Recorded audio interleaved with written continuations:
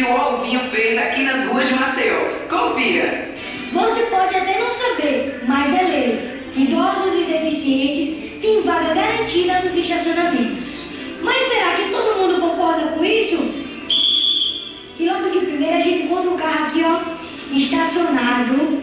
Que ele, não sei se é idoso, vamos ver lá que ele tá com o vidro fechado agora, que tá desrespeitando a lei. Tá, vamos lá, chega perto. Boa tarde. Boa tarde. Você sabia que você está desrespeitando a lei? Eu sou deficiente? Ciente? Aê! Agora gostei, ó. Que para. Agora eu não vi, desculpa, mas gostei. Mas peraí, agora já que você é deficiente, é fácil encontrar vaga? Quando a gente chega no lugar, há vaga, só que elas não são respeitadas. As pessoas, elas simplesmente por comodismo, chegam, põem o carro e passam, né? E nunca tem vigilante, né? Não tem quem olhe, quem observa, a gente termina sendo penalizado. Você concorda com essa lei para deficientes e idosos? Claro que concordo. Por quê? Porque tem que ter um acesso facilitado para pessoas que têm deficiência. Você já parou? Em cima da... Sim. Nunca? Nem para idosos, nem para deficientes físicos. Então vou acreditar em você, parabéns. Qual a sua opinião para melhorar? Bom, eu acho que deveria ter assim, um respeito maior, né, do público em relação ao deficiente, né? E divulgar mais, assim, como vocês estão mostrando. Acho importante para a população ir se conscientizando.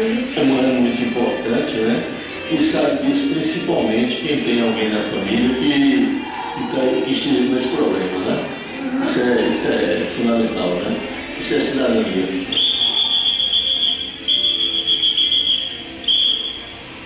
Filma isso, olha lá. Vaga exclusiva para deficiente. Cadê o adesivo? Eu vou pegar a pessoa, vou ter uma conversa com ela e mostrar para ela e pedir para que ela não faça mais isso. Porque pode vir agora um deficiente procurando vaga. Não tem vaga, gente. Amigo, peraí, amigo,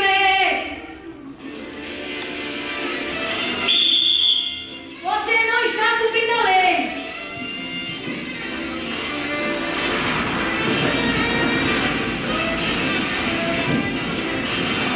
Fala aqui, rapaz.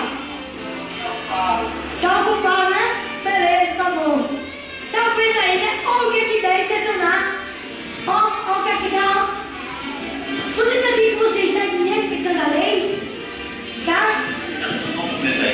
Ah, mas se chegasse um deficiente e precisasse sentar. Eu tava vendo ali e pegava ele.